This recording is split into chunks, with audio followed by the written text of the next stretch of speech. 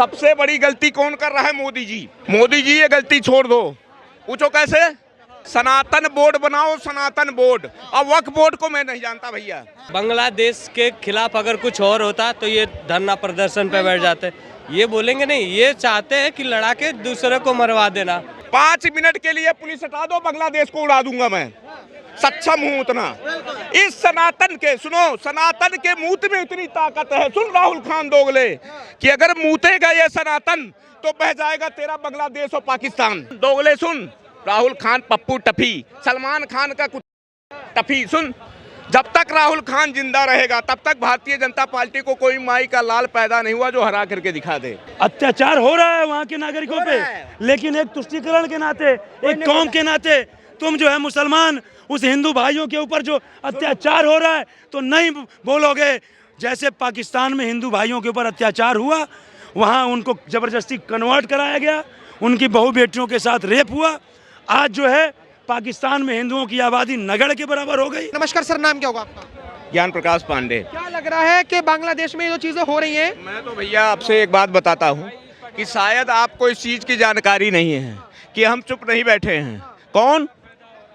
मैं चुप नहीं बैठा हूँ, मैं हमेशा बोलता रहता हूँ। और से सुनो, बांग्लादेश की ही बात बता रहा हूँ भैया। ये उसी बांग्लादेश की बात कर रहे हो? किस बांग्लादेश की? अरे इधर ध्यान दो यार। उसी बांग्लादेश की बात कर रहे हो आप कि जिस शेख का पता नहीं हसीना गायब। लेकिन हसीना कहाँ आई थी? उसी सनातनी मोदी के पास भीख मांगने आई थी। कौन भीख मांगने आई थी? पूछो पाकिस्तान से, जो उसका बड़ा भैया है। कौन? छोटा बेटा हमारा बांग्लादेश और बड़ा बेटा हमारा पाकिस्तान। अच्छा। अरे बाप बाप होता है। और बॉलीवुड में भी देख लो, कहीं रॉयल बिश्नोई की चल रही है भैया। हाँ, और बांग्लादेश की बात बता रहा हूँ। जब इनके पास आटा, क्या आटा नहीं रहेगा तो किससे मांगेंगे? भारत से।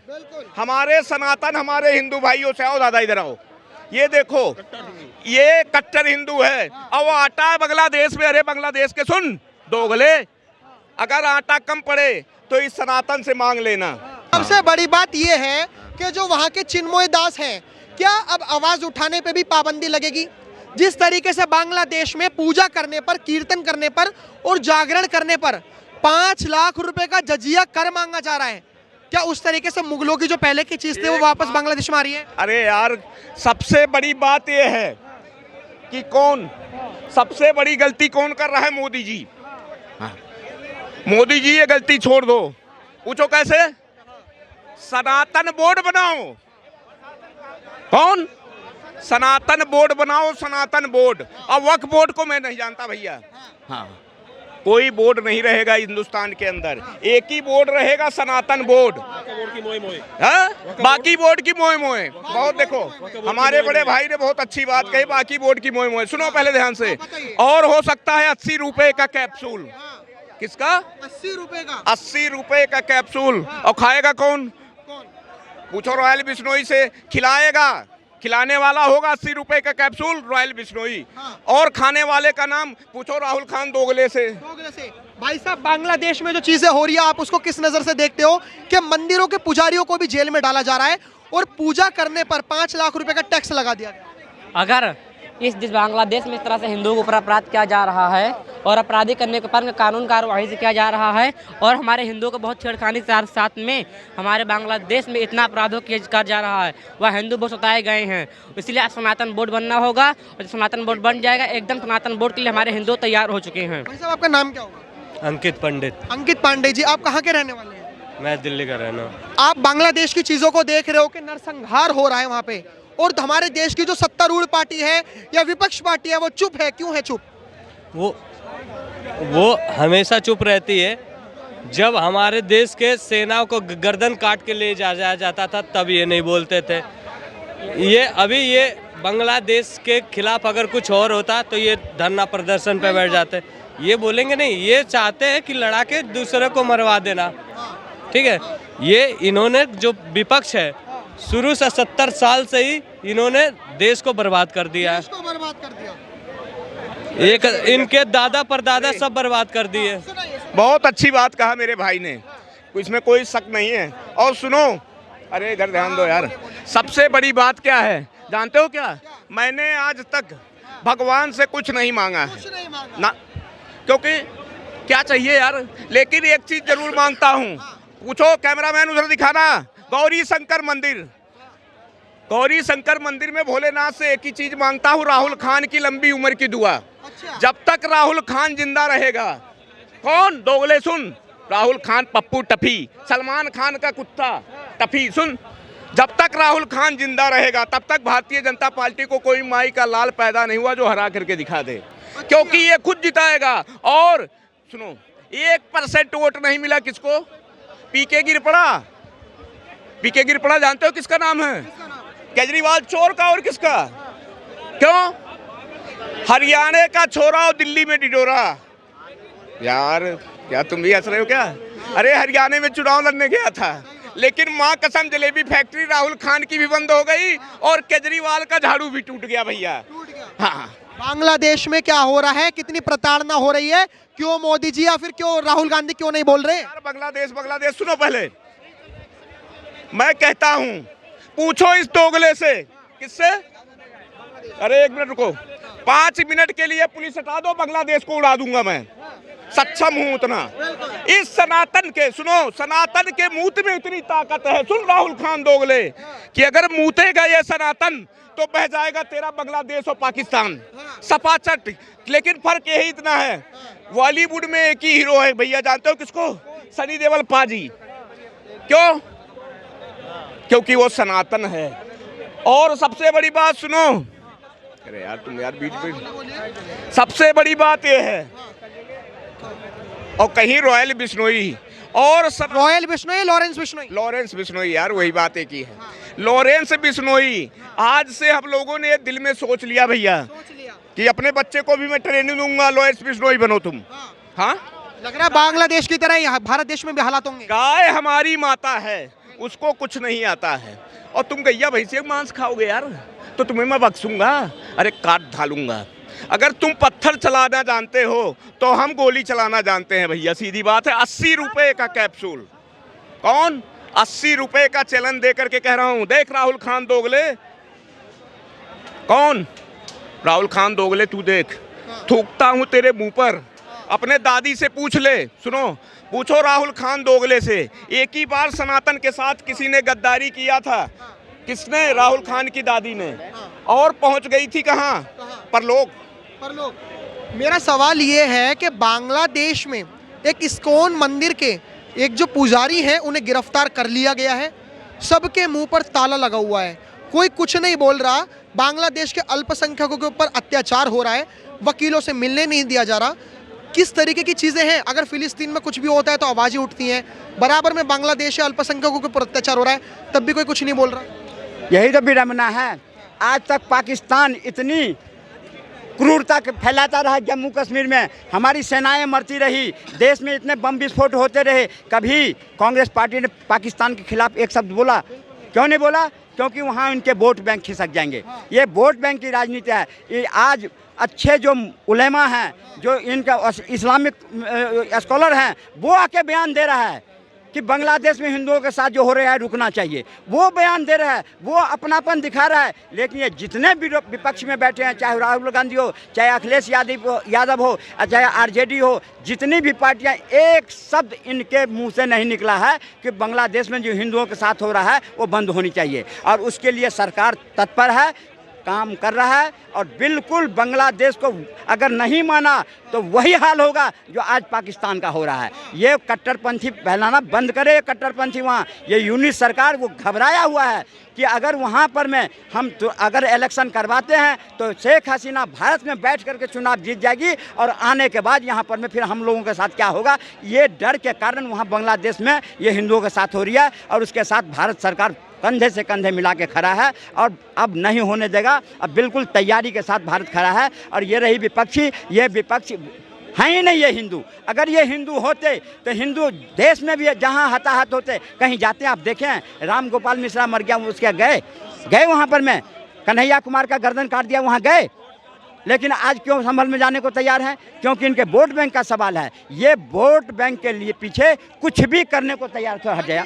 वोट बैंक के पीछे कुछ भी करने को तैयार है। वोट आज वो भी वोट बैंक नहीं रहा, इनको खसक गया। आज बब वोट के नाम पर में जितनी भी पार्टियां थी, सारी पार्टियां, कांग्रेस, सारी पार्टियां सरकार के साथ उठ के खड़ा हो गया कि बब वोट को हटाओ। क्यों? इतना दिन तुमने वोट तो ले लिए, आज जब बब वोट पर में समर्थन करने की बात की तो कहाँ चले गए तुम? क्यों नहीं समर्थन में खड़े हुए? क्योंकि उन्होंने देखा अगर हम विरोध भी करेंगे तो भी बब वोट पास होगा और विरोध न भी करेंगे, लेकिन सरकार ने कटघरे में खड़ा कर दिया कि आपकी सरकार, ये जो सच्चर कमेटी, ये सच्चर कमेटी नहीं था, ये खच्चर कांग्रेस थी।